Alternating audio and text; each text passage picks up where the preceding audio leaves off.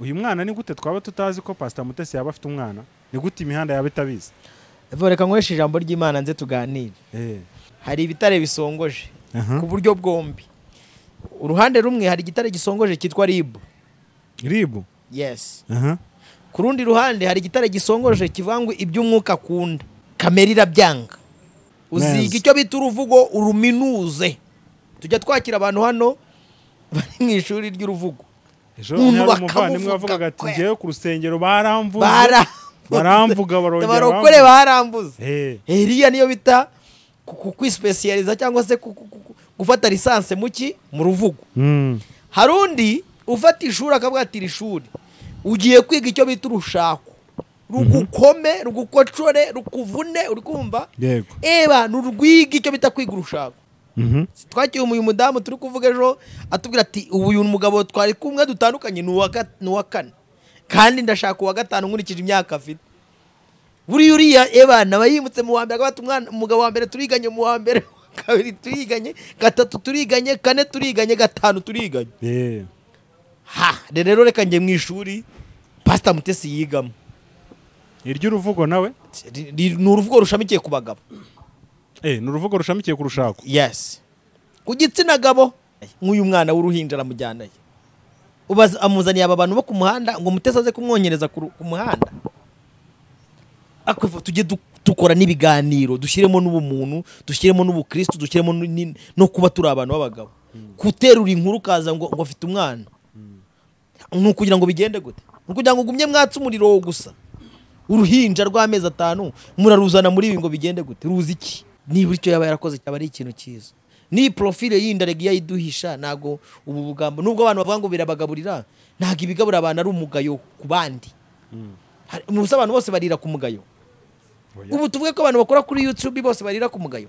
Ariko niba yaramubyaye namukipinge agumya murere nk'umwana akure namahire noneho hari igikwiriye kumenya mu muryango. Ariko bari hari ishu z'umuryango zidakwiye kuza hanze. Nibya ninjya nkunda kuva abantu bazano bakidakadura bakavuga ibintu bidakwiriye iby'umuco ndetse n'imitekerereze. Hari ibintu by'umuryango bidakwiriye kuza hanze. Tatasi ya Pst Mutesi uri kumva hariho nuza stat ivuga ngo Pst Mutesi aramenyesha abantu bose bari kuza kumusura muri ibi bihe ko adahari azongera kuboneka tariki 5 z'ukwa 3 2024. Aho ntibyaba bivuga ko Pst Mutesi yaba yagiye gushyingura?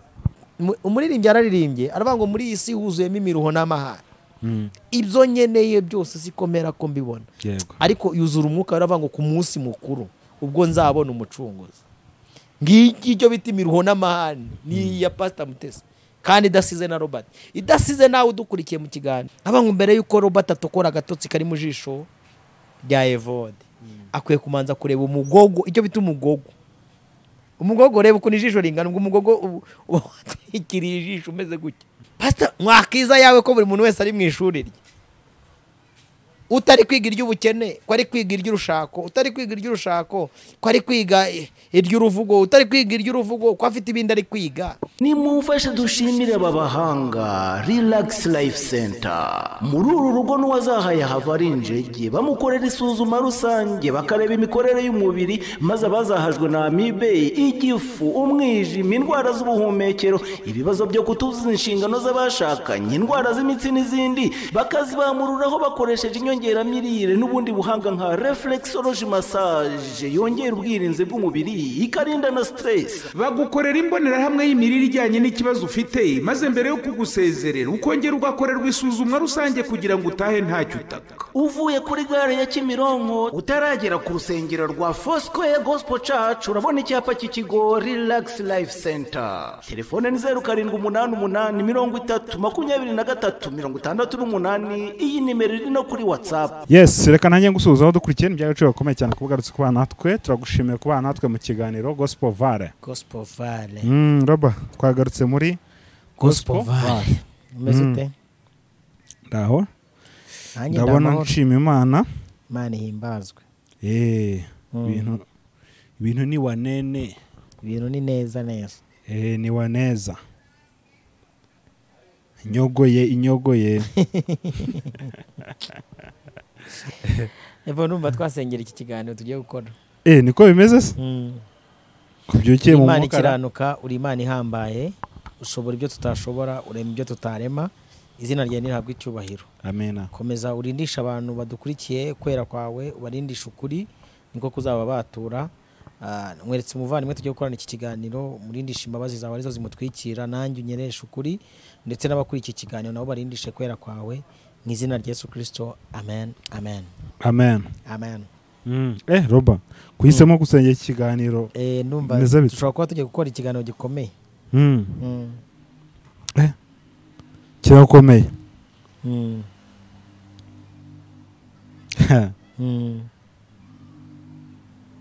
ikiganiro kirimo n'ubuhanuzi se burimo kirimo n'ubuhanuzi twagiye tugende. Roba reka dutangire wenda tugiye gukora ikiganiro gikomeye ariko kandi koko kirakomeye. Yego. Ngira ngo muri iyi minsi n'ubundi hakomeje kuvugwa inkuru za Pst Mutesi na Rusagara, nyakwigendera Rusagara.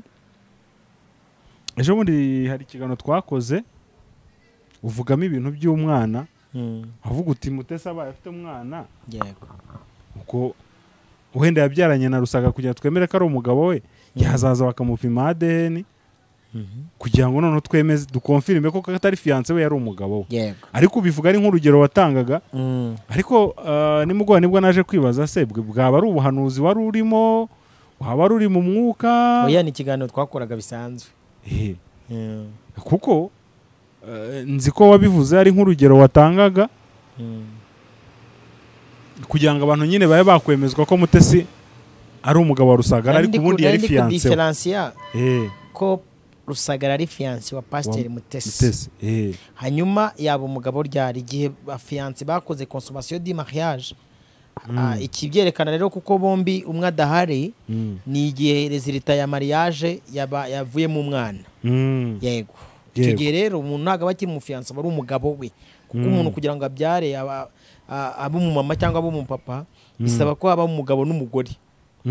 Ariko kugira ngo umuntu akundane n'umukobwa n'umuhungu bisaba ko habaho icyo bita gufiansanya. Yego. Ni iryo tandukaniro rero nari ndi kuvuga. Aha rero impamvu nkubwiye ntisi wasanga bya birimo ubuhanuzi, nabonye hari ikiganiro cyakozwe na Pastor Juste. Yego.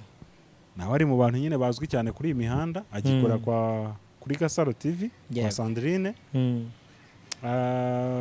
Juste yemeza ko Mutesi afite uruhinja kandi ko uruhinja ari urwa Rusagara. Ndetse ko uyu mwana ngo ari hagati y'amezi 4 n'5. Narakubwiye ngo iyi nkuru ya Pst Mutesi izavamo ama episode ugira ngo ndakubeshya. Tumaze kubibona? Ni ama episode. Wenda urashaka kumbaza iki? Yego nyine ndashaka kugira ngo turebe. Ubundi si Juste ibintu yavuze buriya uyu mwana ni gute twaba tutazi ko Pst Mutesi yaba afite umwana? Ni gute imihanda yaba itabizi? Reka nkweshe ijambo ry'Imana nze tuganire. Ni ijambo riri muri Samuel wa mbere ibice 14. Uri kumva? Mu bice 12 umurongo waho wa 4 n'uwa 5 n'uwa 6. Aranditse aravuze ngo kandi hagati y'iyo nzira nyabagendwa.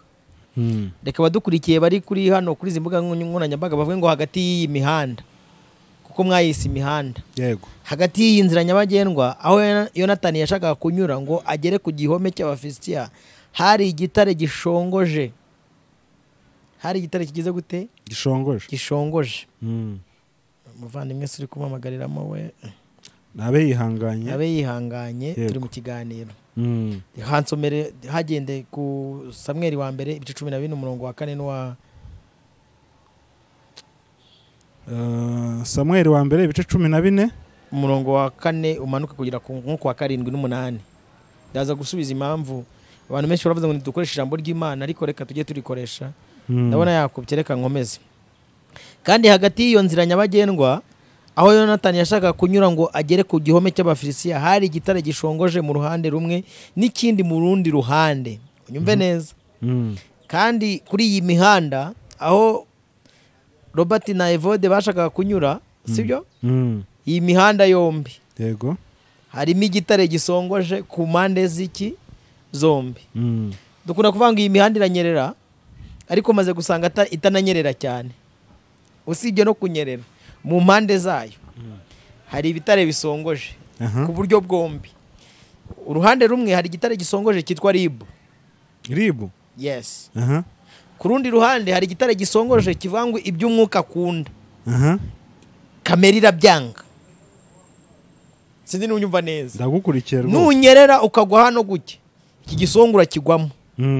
Nunyerera ukagwa hano n'ubundi uragira gute urakigwamo. Yego. Uri kumva? Kimwe cyitwaga bosesi, ikindi cyitwaga sene. Ngewe mvuze ko ubwo dufate bosesi nka ribu, dufate seni ijambo ry'Imana. Nunyerera nabi, igisongo kiyowe n'umugabo witwa Dogiteri Biseri kiraza kumira benshi. Duraho nibereye Robert. We ariko kiraza kumira benshi. Murangira ni umuvugizi. Ntacyo ariko ni umuyobozi mwe mu bayobozi bayoboye ubu buryo. Sibyo? Bayoboye bosesi. Hano hari icyitwa seni kiyobowe n'umugabo witwa Yesu. Wavuze ngo naho amarembo y'ikuzimu yazikuka nazashobora. Igitare kimwe cyari gihagaze ikasikasi hateganye n'imikishi, ikindi kusi hateganye n'igeba. Yonatani abwira uwo muhungu wari umutwaje intwaro ze ati ngwino twambuke tujye ku gihome cy'abariya batakebwe. Ahari Uwiteka aricyo yadukorera kuko nta cyabuze Uwiteka gukiza akirishije benshi cyangwa bake. Mwumva impamvu itumye ngewe nishora muri izi nkuru kuzikoraho.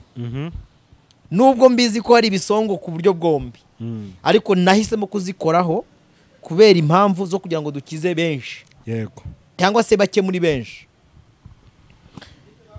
Uyu munsi thumbnail zose ziri kuri YouTube zifite views nyinshi. Uzisanga ifoto yitwa Pst Mutesi na Rusagara rest in peace. Yego? Isi yiganye ijuru. Kuko ibibera hano mu isi bishushanya ibibera mu ijuru. Isi ishyiraho amashuri. Iravuga ngo wowe uzajya wiga biology muri kaminuza ushyiraho n'uburezi wenda n'urugero. Wowe uziga shimi ushyiraho n'uburezi. Ubwo mvugiye ku bantu bize education. Wowe uziga amateka ushyiraho n'uburezi. Yego. Mu ijuru naho habaye amashuri yigisha abantu b'Imana. Hari umuntu icangamo ishuri kabati we Evode ngiye kukwigishiriza ku bantu. Uziga icyo bita uruvugo uruminuze. Tujya twakira abantu hano bari mu ishuri ry'uruvugo. Ejo umuvandimwe wavugaga ati ngiye ku rusengero baramvuze. Baramvuga barokore barambuze. Iriya niyo bita kwispecializa cyangwa se gufata lisanse muki mu ruvugo. Hari undi ufata ishuri akabwatira ishuri ugiye kwiga icyo bita urushako. Rugukome, rugukocore, rukuvune, uri kumva? Yego. Eba nurwiga icyo bita kwiga urushako. Ntangariza abantu badukurikiye ntago abantu bose bize shimi. Siko n'abantu bose bize ubwubatsi. Buri muntu wese yiga ibijyanye n'ibyo ki ashobora yumva yafata kuri iryo somo. Hari undi wiga akiga icyo bita kwiga igitsina gabo. Twakiye uyu mudamu turi kuvuga ejo atubwira ati uyu mugabo twari kumwe dutandukanye ni uwa kane kandi ndashaka uwa gatanu nkurikije imyaka afite. Buri uriya ebana bayimutse mu wa mbere agabata umwana umugabo wa mbere turiganye mu wa mbere kabiri turiganye gatatu turiganye kane turiganye gatanu turiganye. Rero reka njye mu ishuri Pst Mutesi yigamo. Iryo uruvugo nawe? Ni uruvugo rushamikiye ku bagabo. Ni uruvugo rushamikiye ku rushako. Yes. Ku gitsina gabo buri umuntu ashobora kwiga urushako akarwigira mu rugo rushamitse ruriho agafakirite kitwa urubyaro. Mujye mugenda gake. Buri hari umuntu uri mu rushako mu ishuri ry'urushako ariko fakirite yakurikiranye. Navuze ngo ushobora kwiga education ugashyiraho histoire. Fakirite yakurikiranye ni yitwa urubyaro. Turi kugendana. Hari undi ushobora kujya mu ishuri ryitwa urushako akiga icyo bita ibijyanye n'akabariro byose mu rugo. Kandi nubwo bamwe bataza kubivuga hano, hari abantu bafite intambara Evo. Hari abantu bafite intambara. Umuntu agakora mariage nk'abandi ku rusengero kwa kunda abantu baza kumuhobera ngo bari kumufelicita ngo yakoze felicitation. Abana b'umwijima bakabakubisemo ka rugondi hene wagera mu rugo iwawe amarembo n'imigezi byose bikaba byifunze. kuvoma wapi, Mm. gahunda kugira ngo ukingure urugi ni intambara. Sinzi niba uri kunyumva neza. Kandi ibyo bintu ukabana nabyo we na mugenzi wawe, ukarwana urwo rugamba ukarwiga ukamenya uko barwiga. Utari urimo rero ntiyamenya ibyo ari byo. Mbwire n'abantu mujya kugira inama abandi, mujye mutekereza, mwishyire mu mwanya wabo, nibwo muzajya mwumva neza umubabaro abantu bafite. Hari abantu benshi bagira abantu inama mu ngo, akasanga guma mu rugo, uri kumugumisha mu rugo rwe. Nta rugo rwubakwa nk'urundi. Nta rugo rwubaka nk'urundi. Nta rugo rusa n'urundi. Kanigarukire kuri uyu mwana. Niba hari Imana ishimwe. Kuko Bibiliya ivuga iki? Impamvu ushimye Imana neka nyikubwira, biravanga mu bino mugize dore dushima. Abana n'umwanda uva kuwiteka, hahirwa ikirimba kibuze. Kuretsa abajyawe na Satani, kuko isi y'umwijima nayitanga urubyaro, ariko urubyaro ruvuye ku Mana n'urwishimwe. Kuko uyu mwana niba avukiye mu Rwanda, afitiye igihugu akamaro. Imana y'amahoro reka musabire mutongere mu maraso y'Imana isumba byose, izamugirire neza, akurire mu bwiza bw'Imana, izamurinda amateka ya mama we, imwubakira amateka ye niba hari koko.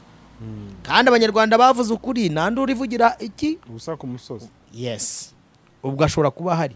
Niba hari rero nishimwe kuri Pst Mutesi. Nase bura Justin yapfa kuzana amakuru ku mihanda nk'ayo ngo yata ari igihuha.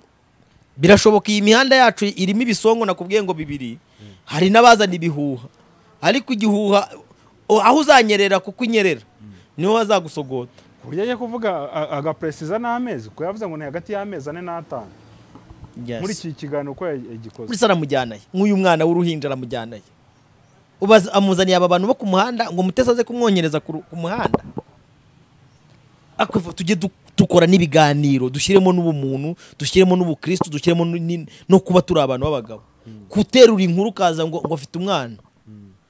Nukugira ngo bigende gute? Nukugira ngo gumye mwatse umuriro gusa. Uruhinja rw'amezi 5 muraruzana muri ibi ngo bigende gute? Ruzi iki? Kumena essence mu muriro. Kuri kuzinya ngo kugira ngo abantu ngo bashyireho n'ubuye mucyo. Abasaba se ko yarubereka ku mugaragaro. Filime ko Rusagara koko ari umugabo. Birabuza se Mutesi mu mutima yo kwemera ko Rusagara ari umugabo we. Kugira ngo mwebwe muceceke. Uyu mwana aramutse amushyize nko kuri stati akamwerekana. Nibwo uwitwa Pastor Claude n'uwitwa Zekeri baceceka na Robert n'abandi. Nibwo hashye.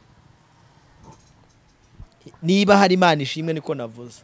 Ariko no kuba yaramuhidinze aho nibyo njya nkunda kukubwira. Uwo Mutesi isolate youth ha. Sibyo? Kubera iziye mama. Niba icyo yaba yarakoze cyaba ari ikintu cyiza. Ni profile y'indaregiya yiduhisha, nago ubu bugambo nubwo abantu bavuga ngo birabagaburira, naga ibigabura abantu ari umugayo ku bandi. Musa abantu bose barira ku mugayo. Ubu tuvuge ko abantu bakora kuri YouTube bose barira ku mugayo. Oya. Uri kumva? Ariko abantu bige ku hidinga amateka yabo, sibyo? Nubwo turi mwisi shaka ko ajya hanze. Niba uyu mwana hari akaba yaramuhidinze, nakomeza muhiding. Komeza muhisha. Nakomeza muhisha, ramuzana mu mihanda se ngo bigende gute? Bura YouTube igira amategeko nuko abantu benshi batanayazi. Ariko uzi ko nabishatse mu gitondo. Izi nkuru zose zivugwa kuri Pst Mutesi nazikuraho. Abantu benshi bakoresha YouTube batazi ko ifite amategeko n'amabwiriza bigenga. Izi nkuru zose zivugwa kuri Pst Mutesi nabishatse mu gitondo nazikuzaho. Hajemo indi episode. Wari uyiziho nayo? Iyo ende iyo nindi ishu reka twikomereze ku cyatuzanye. Uri kumva? Iyi ni ende episode. Ariko niba yaramubyaye namukipinge, agumya murere nk'umwana akure, namahire noneho hari igikwiriye kumenya mu muryango. Ariko buri hari ishu z'umuryango zidakwiye kuza hanze. Nibyo njya nkunda kuvuga abantu bazana bakidagadura bakavuga ibintu bidakwiriye iby'umuco ndetse n'imitekerereze. Hari ibintu by'umuryango bidakwiriye kuza hanze ahabona. Yego. Ubwo icyo cy'umwana wenda cyo kivuyeho. Yego. Nabonye hari ikiganiro cyakozwe bivuga ko Mutesi ngo kuba mukurikirana ku mbuga ze za WhatsApp ngashobora kuba yasabye abantu ko yaba bajya kumusura n'abajya kujya gute ngo bagomba ngo adahari kugeza ku itariki 5 hari z'ukwa 3 nibe nakurikiye neza. Bishobora kuba byaturutse kuri status ye. Umuntu agira gahunda nyinshi zigiye zitandukanye. Status ya Pst Mutesi uri kumva kuri simukade ya kabiri kuko agira simukade ebyiri. hariho nuza sitati ivuga ngo Pst Mutesi aramenyesha abantu bose bari kuza kumusura muri ibi bihe ko adahari azongera kuboneka tariki 5 z'ukwa gatatu 2024. Murakoze, ashyiraho akayemoji gakoma amashyi. Yego. Yangi iyo noza nayibonye iki kiganiro nakibonye kuri kiranuka. Yego. Aho ntibya bivuga ko Pst Mutesi yaba yagiye gushyingura. Umuntu agira gahunda nyinshi zigiye zitandukanye. Hari uburyo bwo kubagwa, hari uburyo bwo kubagwa, kwivuza. Afite gahunda yo kujya kubagirwa muri Kenya. Ndumva ariko yatangaje. Ariko nanone nk'umuntu yajya kwivuza muri iyi minsi bimeze gutya akiri mu kababaro. Kubera iki? Ko yatashye ubukwe. Roba. Ko yatashye ubukwe. Uzanyemo indisho. Ko yatashye ubukwe. Kwivuza bisanzwe ushobora kwivuza, ariko kubagwa ushobora kubagwa utari muri ntuza muri ta normale. Abaganga batakwemerera.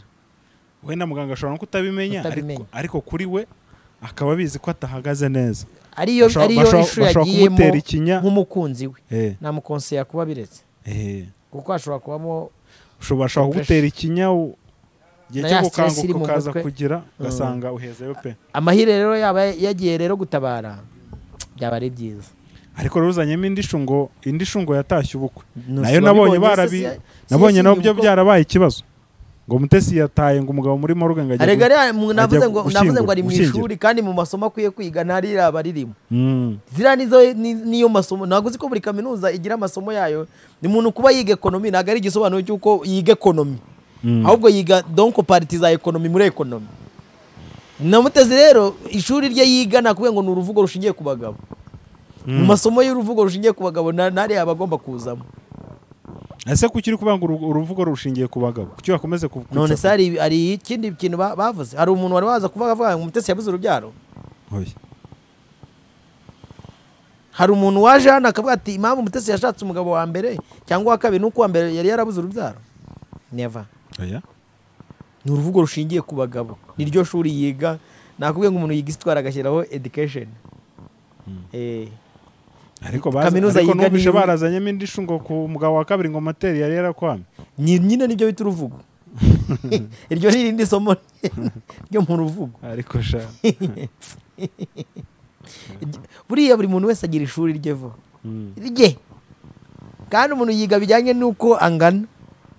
Ubu natwe twicaye hano dufite amashuri yacu twiga ebana tugakandagira kabisa kuzageza igihe ku mafoto yacu bazashyiraho rest in peace. Uri kumva bakaza kutuvuga ibigwi, batubeshyera, baduhimbira, batuvuga. Umuririmbyi araririmbye aravuga ngo muri iyi si huzuyemo imiruho n'amahane. Ibyo nyeneye byose sikomera ko mbibona, ariko yuzura umwuka. Aravuga ngo ku munsi mukuru ubwo nzabona umucunguzi. Ngiki cyo bita imiruho n'amahane ni ya Pst Mutesi, kandi idasize na Robert, idasize nawe udukurikiye mu kiganiro. Mbona abantu batirwa bambaye, uri kumva, bakajya ku bandi. Urajya ku bandi wowe urakoroheye, wowe urorohewe. Uzibura uwapfundura nk'aba bene data bari kuvuga abandi ku mbuga nkoranyambaga ibyabo bikajya hariya akakubita hanze nk'uyu uri kuvuga ngo Pst Mutesi ngo yarabyaye, akaza nabo yabyaye hanze mutazi. Kandi nubwo bikorerwa mu rwisho bari bivuga neza, ibyo bizajya habona one day. Ari igihe nkora ikiganiro turi kuganira wa mwana wawe ukajya ngo ndi guhanura wisharisi twabona ibitangaza. Ariko wabiba ntuzasarure, bibaho ukanabagara tukabona kuri kubagara ukavuga ngo ntabwo uzasarura. Never. Iyi si n'akaruma yayo isiga wishyuye. Abantu bajya bakora udustatus ngo wafata filime y'ubuzima bwawe ngo wakwifuza kuyirebana nande.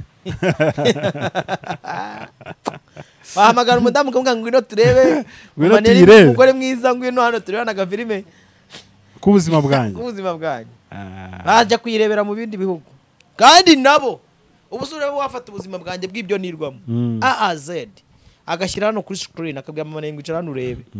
Twajya tugeramo hagati agashyiramo ishyi tugendana. Avuga ati itonde muri ubu bwami muri ingobyi nta muntu ukora ku wundi. ihene ntabwo biba yemerewe gukorwaho n'impyisi. Tuza nitugera ku byawe nanjye naza gushyiramo ishyi. Dore nicyo cyica abantu. Evuze ko ari nacyo abantu bakeneye, abantu badakeneye gukizwa ibyaha ahubwo bakeneye kubwirwa ibyaha. Abantu benshi bazi ngo bakijijwe ibyaha ahubwo bakwiye gukizwa ibyaha. Sinzi niba uri kunyumva neza. Yego. Dufite abantu benshi batazi icyaha ni iki. Icyaha ni umwuka. Ibintu birakomeye. Menyereye mpamvu Yesu yavuze ngo mbere yo gutokora ijisho rya agatotsi abantu bazana inkuru za Mutesi cyane cyane hano kuri imihanda ni bande bazizana cyane bazizana inkuru za Pst Mutesi. Shako zizanwa na benshi mwa. Oya abantu ba mbere bazizana ukabona bazizanye nizi z'amasitati n'ibindi byose ni bande. Si witwa Ezekiel n'uwitwa Claude. Abandi se ntibazivuga. Abenshi bazishamikiraho kuzo bazanye. Sinzi niba uri kunyumva neza.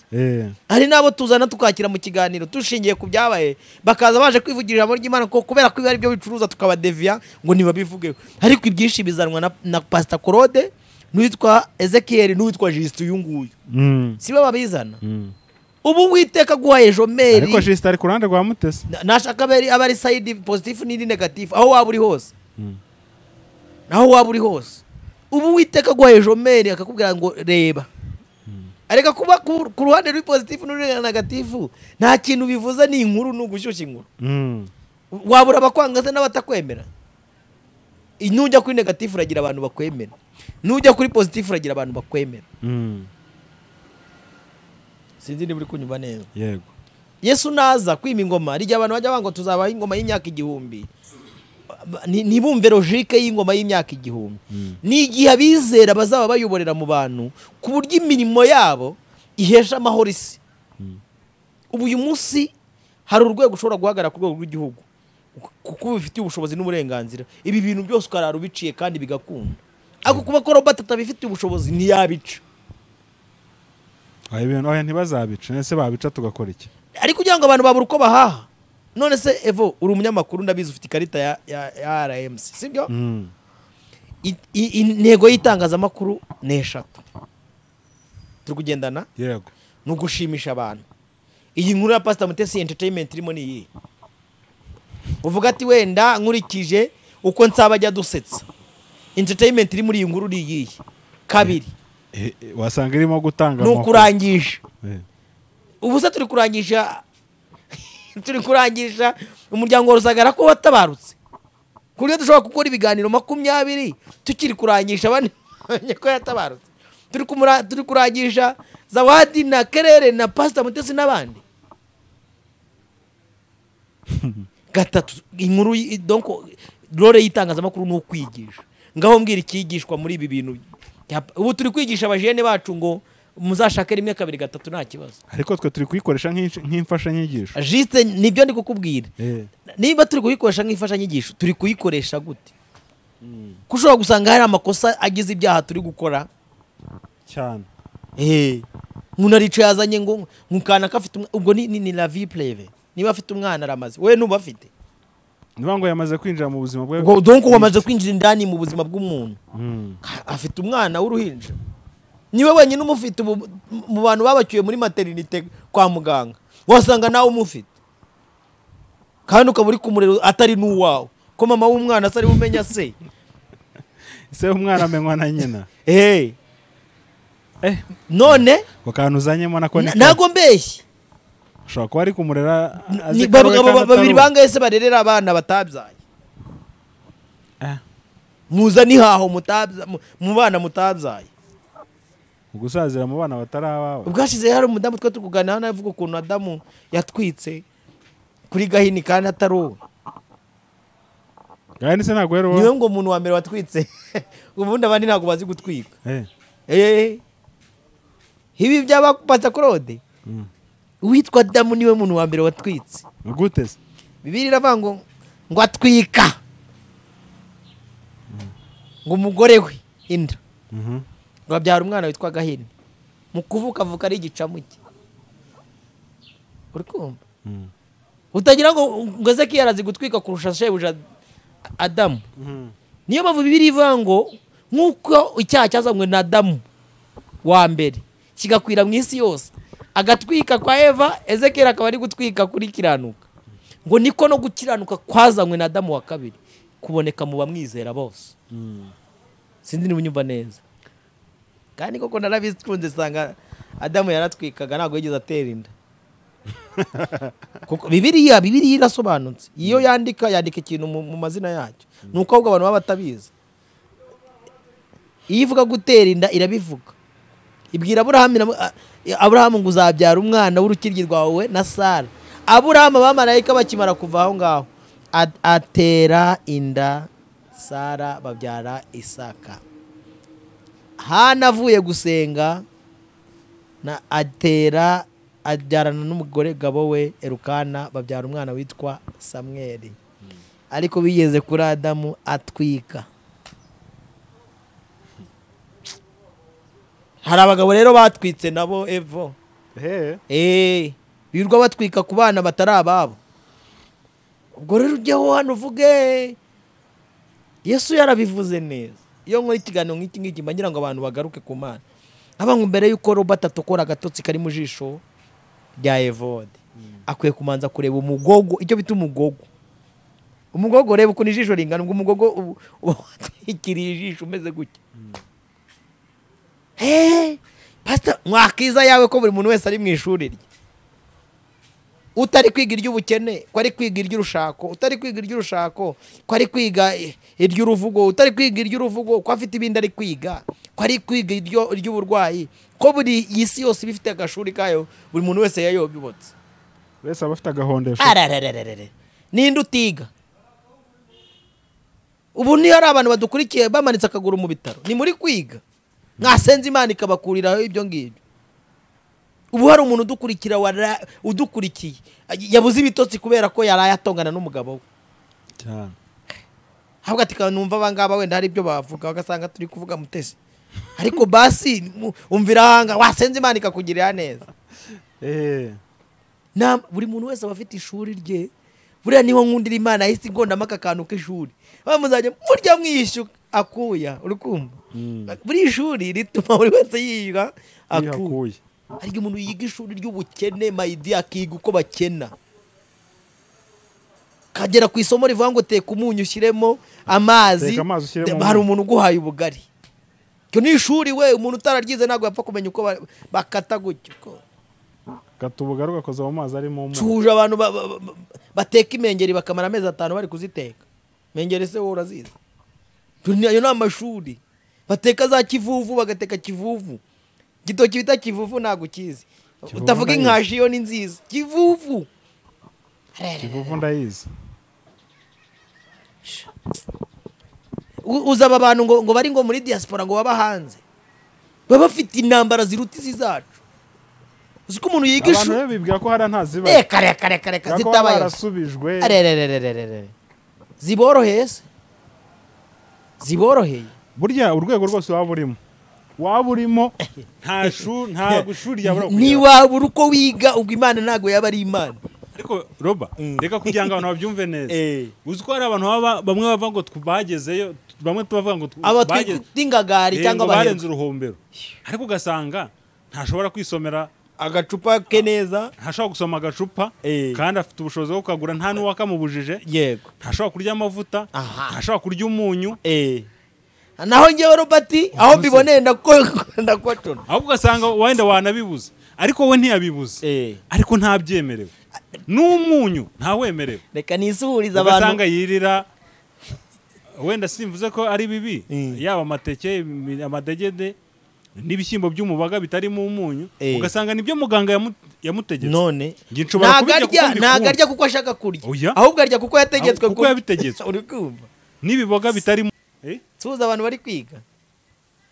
Suje abantu mwagezeyo bikamera neza, inda zigatwikira gahunda. Iryo si ishuri. Nariyo ni ishuri. Ryoroshye se? Ndabasuhuje abamama muzi ko inda zatwikiriye gahunda, n'abapapa muzi ko inda kandi ngo mwari mwaragezeyo. Uyu rero ishuri arimo rirakomeye ku buryo wari gukorera wavuga ati subira nitwawe ndagumya niberese akajene kumeza. Rero niyo mpamvu nyine ubwo nari mbivugiye ko waruvuze ko ahantu hose waba uri cyangwa bikunze ubuzima Yego. bwose waba urimo Mm. ntiwaba uri ahubwo intambara abantu urwana biyakire nazo. kubera ko amashuri agiye atandukanye hari amashuri y'ibyitegererezo uri kumva burya umuntu wiga King David ntago angana n'uwiga Indera Katolika ari hejuru kuri ese sibyo umuntu wiga hano Kigali Parents nimubona turi kuvuga Pst Mutesi biterwa n'ishuri yiga hari amashuri y'ibyitegererezo ariko si uko abandi bayataye amashuri barayafite byatari hari umuntu mwegeze avuga ngo ibyo uririra hari ababirirana yegekeye batabiriramo se ugasanga umuntu naba mu nzu igeretse nka kangahe nta kintu na kimwe kibuze mu rugo ariko ugasanga umugabo arara mu modoka hanze hari umuhungu umwe w'inshuti yanjye twakoreye adashobora kwinjira mu nzu ngo ayirare ubukwe rimwe ndabyibuka Sezane Patmos ntabwo ndaza kumuvuga sinzanamuvuga kuretse naza kwivugira hano Prophet Fire kwa Fayi uri kumva njye na Sezane Saje mu wasezerana muri icyo gihe uri kumva higeze kuza kumbwira ishuri ari kumwe nawe ati ihangane tuza ihangane kabisa yari ari kwiga ishuri rimeze gute kuva kandi tumaze imyaka igera nko mu 9 dushaka kuva icyo gihe kugeza uyu munsi we n'umudamu we gahunda wapi zaranze ako nta gahunda cyo bita ishuri hari uwo warishyiramo akakubati kuwambira akabati aya masomo sinyashoboye kandi uyu munsi baracyarwana nabyo ariko ati roba guhera icyo gihe umudamu wanjye sindamusoma sindamukora ku ibere gahunda ni intambara wowe yararenganye kumva ubu basaje hano akarira kuko ibintu byose bataririra hano kuri kunuza ku mbuga nkoranyambaga ariko bantu hari abahitamo ko amashuri yabo tumenya ko bize kuko buriya tujya tuvugisha ukurevo na hano mu Rwanda dufite abantu tujya tuvuga tuyura yarize we umuntu yarize we tukanamwubaha namwe abari mu ishuri rero ry'ibyitegererezo nimwemere ko nyine mwize ese Robert turimo tugana ku musozo iki cyagufasha cyafasha buri wese uri mu ishuri abona ko riri hejuru y'irindi kuko uko twabyemera ko sabye amashuri ntago yabangana oya ntagangana hari amashuri nakubwiye ngo hari amashuri y'ibyitegererezo hari école d'excellence rwose les écoles d'excellence zibaho uri ko nk'iri shuri Mutesi bari kwiga ni école d'excellence n'abari kuryigana nawe aya ma école d'excellence hari uyakandagiramo akahita yiyahura hari umuntu wakorera ibi bintu Mutesi yikorera kajya ku nkunda amahoro rwose kahita ku nkunda amahoro agatira kareka nize mesha yasinya ashoboye uti ni iki wabwira umuntu kumenya uko yitwara umunsi umwe nzatumira Pst Mutesi ariko mfite ikiganiro nakuranye nawe mbimubazaho ni gute ajera ibi bintu arambwira ngo abiha umwanya buri kintu cyose akamenya ngo uyu ari kugira ngo arye kubera ko mari hari abantu baryereka kubera ko Mutesi yiga Mutesi atize baburara urabona nka kiranuka buzi inkuru nk'izi ngizi 2-3 amashuri ari kwiga yabona minerivare yayo uzi ko hari abantu twishyura minerivare kubera amashuri y'abandi birashoboka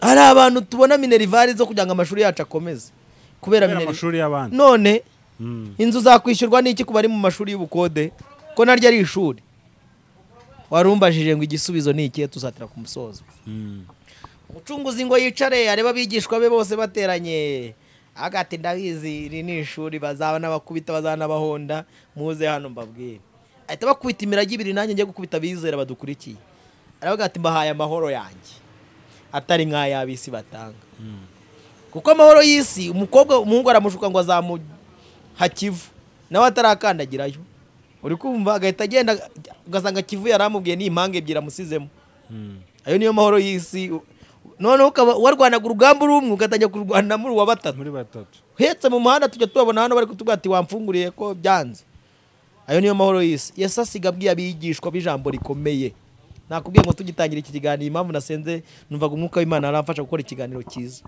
ngiyumvamo aravuga ati mbasigiye amahoro yanjye atari nk'ayabisi iyo Yesu aguhaye amahoro ye mu mutima atsinda igisi evo umuntu ufite amahoro ya Kristo iyaburaye aravanga Imana ishimwe mu kuburara hafite iki Imana iri kunyigishirizamo ni isomo Imana ishizeho ariko umuntu udafite amahoro y'ijuru iyaburaye aravuga ati reka njye gushaka handi hantu njya gutegera iyo ari umukobwa cyangwa umudamu urumva intsinzi ya mbere amahoro atari nk'ayabisi andi mahoro ya kabiri yasize ababwira aravuga ngo ndabizi ko isi mutayishobora n'amanyanga yayo n'amarigondi yayo ndabasigira umwuka wanjye uwo naza hari imirimo azakorana muri mwebwe azabakoresha iby'ubutwari kabiri azabatsindira hari ijambo njya mbona abapasiteri basezeraniraho basezeranya abantu rivuga ngo ntibikwiye ko umuntu aba wenyine akwiye kugira umufasha babana nabo na Yesu nawe yasizira ijambo nk'umufasha mu mbaraga zitsinda zishoboza umuntu kuzabona diplome n'intumirwa ngiye gupfa nzagira ibyishimo bidasanzwe mbonye ihirwe ngiye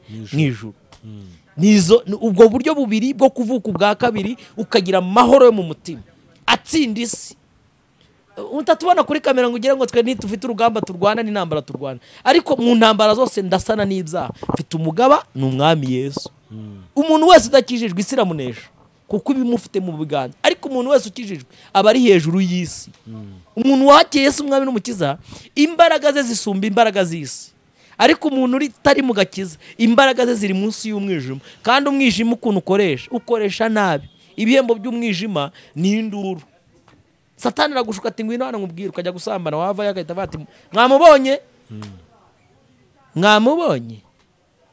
urambwira ko usijye ko Mutesi Imana imumugisha niyibeshya akadekarara uyu mwana none uru ruvugo araba niba yigaga muri lisansi arahita ajya muri maîtrise yarajya ku maîtrise uko bavuga ntabwo urakuraho umuntu kumuvuga ati pasiteri arasambana urabikuraho yabonye igituma bivuga agumya hiding uyu mwana inama rero nabaha ni ukwizera Imana mukizera n'uwo yatumye mugakora n'umurimo w'Imana ari wo kwizera uwo Imana agize gute yatumye nta yindi nama muri iyi si ni imitego urakaragiye ugasanga ni umutego mu mashuri yose twiga urakaragiye ugasanga harateze iyo umuntu ari umukobwa bavuga ati Imana n'umugabo nzagushima yagera mu rugo agasanga ikitwa umugabo yabiririraga atangiye kurizwa n'umugabo si wahoze ubivuga yego umuntu aravuga ati Imana numa abana nzagushima ku wa mbere ku wa gatatu mu myaka 13 ugasanga umwana wawe aratwite yiga segonderi mu wa mbere cyane Mana nungirira neza ukamiduka nzagushima rerererere numa imodoka nzagushima ku wa gatatu kabikurengeje umuhanda ngakora kwa Pastor Theogene ni iki sisi ko yuzemo imirona Mana ariko imbaraga z'abizera Imana ziri hejuru zisumba ibyo bintu waba uri muzima cyangwa wapfu iyo wizera Imana uvuga ati mfite ibyiringiro bifite ubugingo uyu munsi ndiho n'ejo nzabaho niyo nama nabadusoza ikiganiro cya Gospel Valley iyo yari Gospel Valley